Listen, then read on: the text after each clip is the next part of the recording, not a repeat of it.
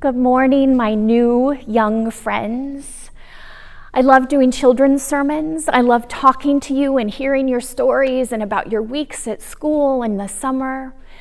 But since I can't hear your responses, my second favorite thing to do is to read stories. So today I'm going to read you a story, and I hope you enjoy it. It's one of my favorite books. It's called In God's Name.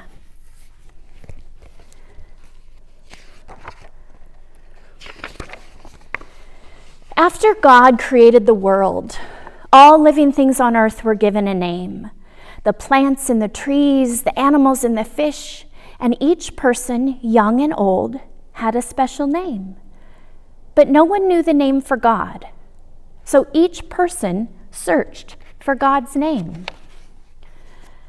The farmer whose skin was dark like the rich brown earth from which all things grew, called God source of life. The girl whose skin was as golden as the sun that turned night into day, called God creator of light. The man who tended sheep in the valley, called God shepherd.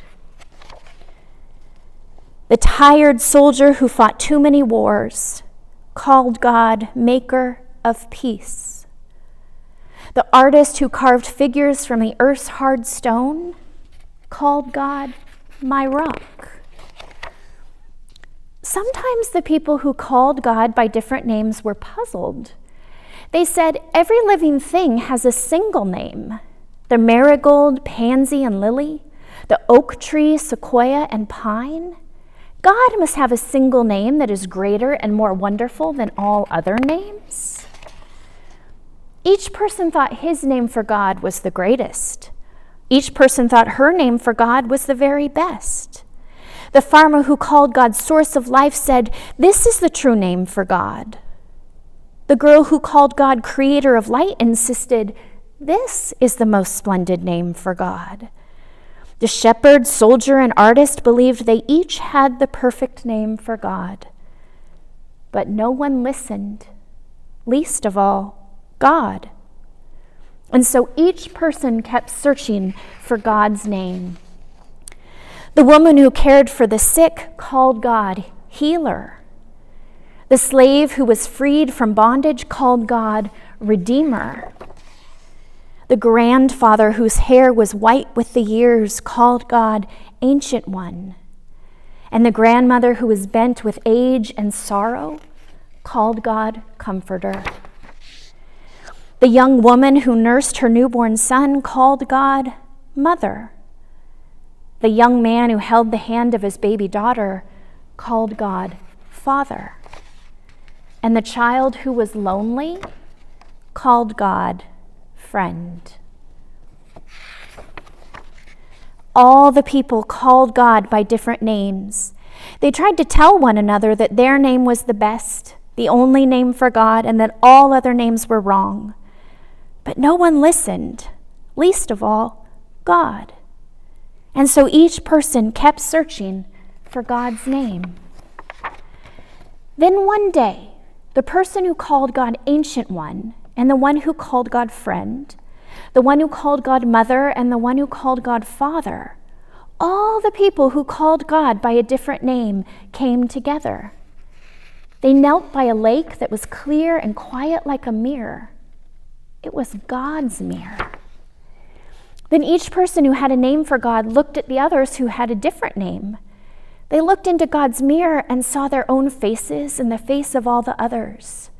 And they called out their names for God: source of light, creator of life, shepherd, maker of peace, my rock, healer, redeemer, ancient one, comforter, mother, father, friend. All at the same time. At that moment, the people knew that all the names for God were good, and no name was better than another. Then all at once, their voices came together, and they called God one. Everyone listened, most of all, God.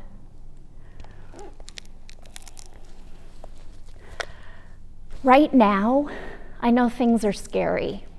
There's fires outside, there's COVID, we can't be near our families and friends, and the world is scary.